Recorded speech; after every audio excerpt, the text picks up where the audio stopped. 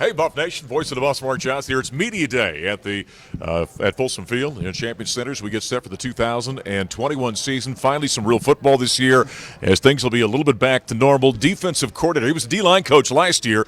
He's now the defensive coordinator here at CU. Chris Wilson, his second stint around with the Buffaloes. And got to feel good to be back out there and have some sense of normalcy, doesn't it? Really does. To be out working in a normal environment, no mask on, being able to see former players and scouts come in, it really seems like it's football time. There was such a challenge last year, the way that you guys, when you were on the brand new staff, you get here, about just a few days after you get the job, everything kind of falls apart. You don't have spring ball. So this year having a full complement, how big a difference does that make in terms of implementing system and implementing culture? Huge. The biggest thing that happens, what you just said laterally, is culture. Yeah. We got a chance to continuate the culture and educate. And year two is obviously the big year for you because you've kind of got your systems in place. And now you're just building the culture of the program. So it's been exciting and much needed. Yeah. I've been around this guy here for about 25 years. I met him years ago, late 1990s, a little stop at Illinois State. Yes. And I've seen you coach many, many times. Chris was here when I got here and Gary was coaching.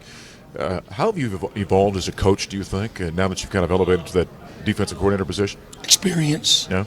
The one thing you can't ever teach is experience. I've had a chance, obviously, since 20 years ago when I got here the first time. I've had a lot of stops, seen a lot of different things. Yeah. Then you had a chance to go in the National Football League, and it's all ball. So it's like getting a PhD in football. You don't do anything else but ball and development. So that has been a big key. And two, just maturity, becoming a better leader, better listener. And so 90% of this deal is just being a great leader and communicator. I'll tell you this, the intensity has not wavered at all. It's still there when he was out in the practice field. You get a chance to really put your fingerprint on this defense now as the guy, as the coordinator. And I know the fans out there want to know, okay, what is a Chris Wilson defense going to look like? What's going to happen when it unfolds out there in Folsom Field? We're going to be smart. We're going to be disciplined. And we're going to compete. You're going to ask three things. We're going to be a smart team. We're going to be disciplined, doing the things that you may not want to do, but you're going to do them anyway. Yeah. And we're going to compete. We're going to compete our butt off on every snap. Yeah. There's been a simplification, hasn't there, a little bit of your system that you've been installing? Exactly. Yeah. So when that happens, and many coaches have said this kind of thing, when it's simplified, they don't have to think about it, they just can play, right? That's kind of the mindset? Exactly, because now you want a 4-5 to play like a 4-5 instead of a 4-9 because he's trying to process so much information. So, Mark, the biggest thing is being player-friendly.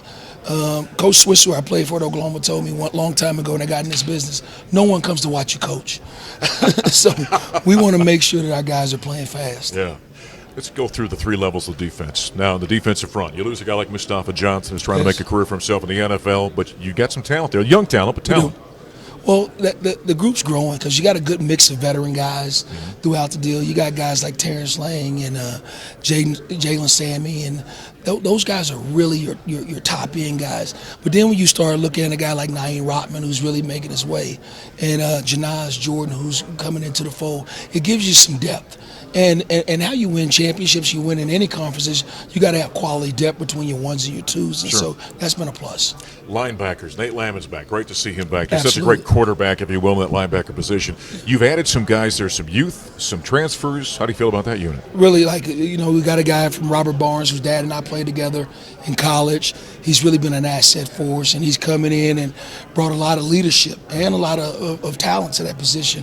Then you get add a guy like Jack Lamb, who's come in from Notre Dame, who really does a great job of processing in all three phases, great in special teams, great on normal downs, and great on in third down situations. So he's really added a key piece. But the thing that I think I've been most pleased with is watching guys like Quinn Perry and Marvin Ham, guys who've been in this program since day one, really taking ownership. Yeah.